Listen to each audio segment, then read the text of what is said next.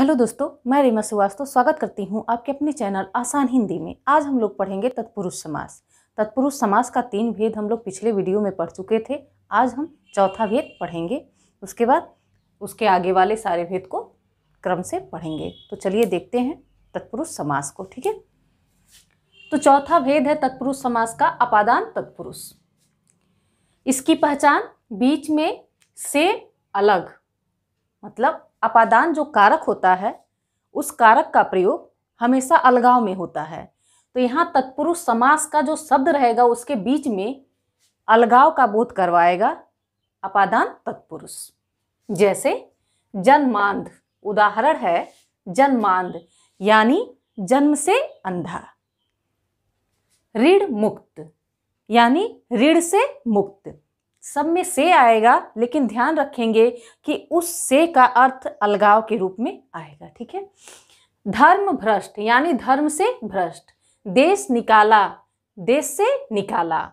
ईश्वर विमुख यानी ईश्वर से विमुख। पाप मुक्त यानी पाप से मुक्त। हमने देखा तत्पुरुष समास का चौथा भेद अपादान तत्पुरुष।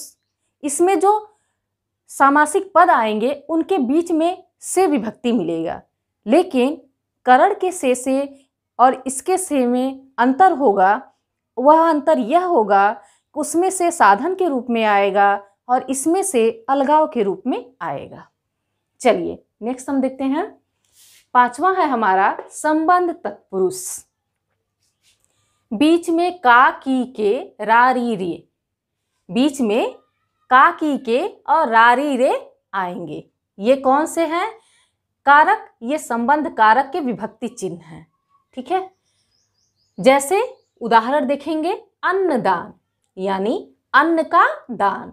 तो बीच में आ गया हमारा का विभक्ति, और का विभक्ति किस कारक का परसर्ग है या चिन्ह है? तो वह संबंध कारक का संबंध का परसर्ग या चिन्ह है।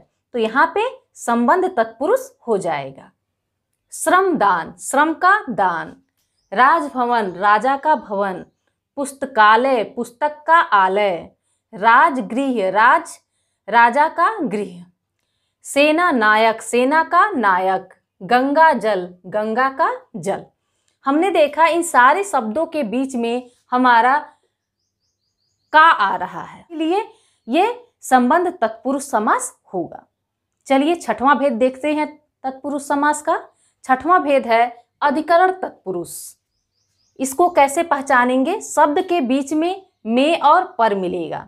शब्द के बीच में और पर परसर्ग मिलेगा, कारक चिन्ह मिलेगा, तो वहां पे क्या होगा? अधिकरण तत्पुरुष होगा। जैसे उदाहरण स्नेह मग्न यानी कि स्नेह में मग्न। विद्या प्रवीण, विद्या में प्रवीण। दानवीर, दान में वीर। पुरुषोत्तम, पुरुषों में उत्तम। ध्यान मग्न, ध्यान में मग्न। शरणागत यानी शरण में आने वाला। गृह प्रवेश, गृह में प्रवेश। हमने देखा कि इन सभी शब्दों में विभक्ति चिन्ह आ रहा है, जो कि किस कारक का परसर्ग है? अधिकरण कारक का। इसलिए यहाँ पे कौन सा समास होगा? अधिकरण तत्पुरुष समास होगा। सातवां भेद हम देखेंगे। सातवां भेद है उपपद तत्पुरुष। सातवां भेद तत्पुरुष समास का है उपपद तत्पुरुष। इसको पहचानेंगे कैसे? जिस समास का उत्तर पद कोई स्वतंत्र पद वाला व अर्थ वाला न हो। ध्यान रखेंगे कि जो समासिक पद होगा, जैसा कि हम जानते हैं सभी समासों में 2 पद होते हैं, पूर्व पद और उत्तर पद।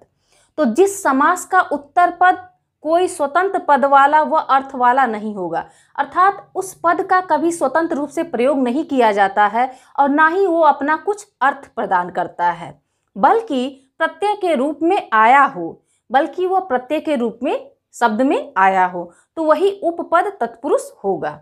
जैसे नवचर, यहाँ पे चर क्या है? प्रत्यय है।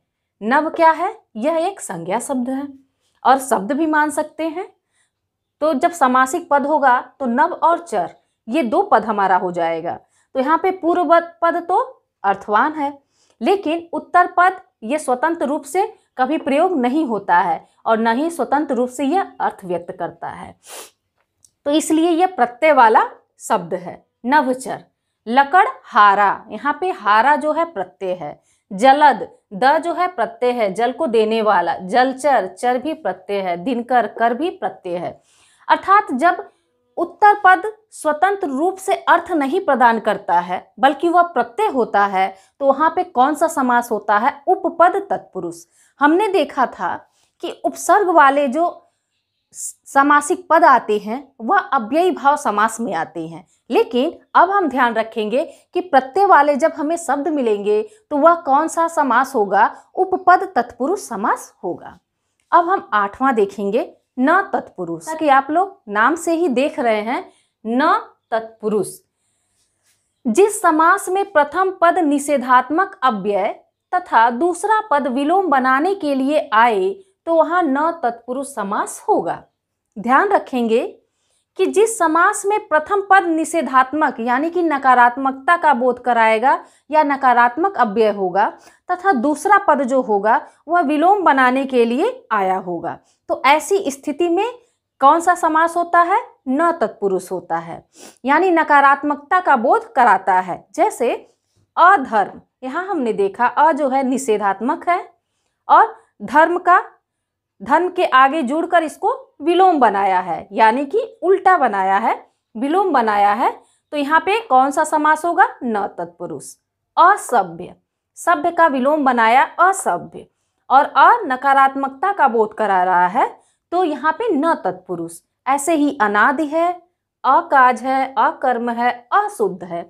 यहाँ सभी शब्दों में अ पहले आया है और वह नकारात्मकता का बोध करा रहा है, और दूसरे ध्यान रखेंगे कि वह शब्द का विलोम अर्थ प्रकट कर रहा है। जैसे कि अधर्म, धर्म का उल्टा या विलोम शब्द हुआ अधर्म, तो यहाँ पे नकारात्मकता का बोध करा रहा है एक तो, और दूसरे वह धर्म शब्द का विलोम भी व्यक्त कर रहा है, तो इसलिए यहाँ पे क्या हो जाएगा? न तत्पुरुष समास हो जाएगा। अब हम देखेंगे 9वां, 10वां और 11वां भेद किसका? तत्पुरुष समास का। तो चलिए अब देखते हैं हम लोग 9वां तत्पुरुष समास का भेद। देखिए, प्रादि तत्पुरुष, जिस समास का पूर्व पद वि, कु, प्र, परा, सु, नर, दुर आदि उपसर्गों से बना हो तथा सभी उपसर्ग का अपना विशिष्ट अर्थ हो, तो वहां प्रादि तत्पुरुष होगा। यानी इस समासिक पद में उपसर्ग होगा और उपसर्ग का अपना विशेष अर्थ होगा।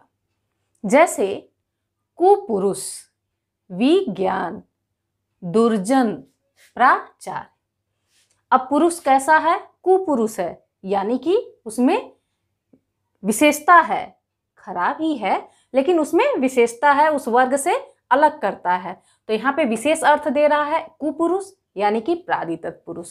विज्ञान यानी कि विशेष ज्ञान, दुर्जन यानी कि दुर्जन यानी बुरे लोग, प्राचार्य यानी सामान्य आचार्य नहीं है, वो प्राचार्य है, विशेषता प्रदान हो कर रहा है, शब्द को उपसर्ग आकर, प्रा उपसर्ग आकर शब्द को विशेष अर्थवान कर दे रहा है, इसलिए यहाँ पे प्रादि तत्पुरुष समास होगा। चलिए 10वां देखते हैं, अलुक तत्पुरुष। अलुक तत्पुरुष है जिस समासिक पद में प्रथम पद की विभक्ति का लोप नहीं होता। ध्यान रखेंगे कि इस समास में जो 2 पद होता है उसमें प्रथम पद की विभक्ति का लोप नहीं होता, अर्थात प्रथम पद में दूसरा पद जोड़ने पर प्रथम पद की विभक्ति ज्यों का त्यों बनी रहती है, यानी उसके विभक्ति में कोई परिवर्तन नहीं होता है। दूसरा पद जोड़ने पे जो उसका विभक्ति चिन्ह है वो नहीं बदलता है। तो चलिए देखते हैं उदाहरण। विश्वंभर, मृत्युंजय, युधिष्ठिर, मनसिज, खेचर, थानेदार। मतलब इस प्रकार के शब्द कौन कौन से हैं? विश्वंभर है, मृत्युंजय है, युधिष्ठिर है, मनसिज है, खेचर है, थानेदार है। ये ऐसे शब्द हैं जिसमें प्रथम पद का जो विभक्ति होता है वह उसका लोप नहीं होता है, वह यथावत बना रहता है। अब देखेंगे हम 11वां, मध्य पद लोपी तत्पुरुष। ये क्या कहता है? जब किसी समास में कोई कारक चिन्ह अकेला लुप्त न बल्कि दोनों पद सहित लुप्त हो जाए तो वहां मध्य पद लोपी तत्पुरुष होगा। देखिए, मध्य पद लोपी में जो है, मध्य पद लोपी तत्पुरुष समास में, इसमें मध्य से कोई पद लुप्त हो जाता है और वह दोनों को जोड़ने का कार्य करता है और बीच से लुप्त हो जाता है। इसीलिए इसका नाम भी मध्य पद लोपी तत्पुरुष पड़ा है। इसे लुप्त पद कहते हैं, इसे लुप्त पद भी कहते हैं। जैसे दही बड़ा, ऊंट गाड़ी, पवन चक्की, गोबर गणेश। हमने देखा दही बड़ा में बीच से और गायब है, दही और बड़ा, यानी बीच से ये एक पद का लोप हो गया है, इसीलिए इसे मध्य पद लोपी कहा जाता है। ऊंट गाड़ी, ऊंट की गाड़ी, पवन चक्की, पवन की चक्की, और ऐसे ही गोबर गणेश और भी शब्द होंगे जिसके बीच से एक पद गायब रहता है। तो ऐसे शब्द जब आपको मिले तो आप समझ लेंगे कि ये तत्पुरुष समास का शब्द है। और कौन सा तत्पुरुष समास है? मध्य पद लोपी तत्पुरुष समास है। तो उम्मीद है आप लोग को तत्पुरुष समास अच्छे से समझ में आ गया होगा। यदि आ गया होगा तो हमारे चैनल को लाइक शेयर सब्सक्राइब करना ना भूलें। नहीं भी आया होगा तो दोबारा से देखेंगे। धन्यवाद।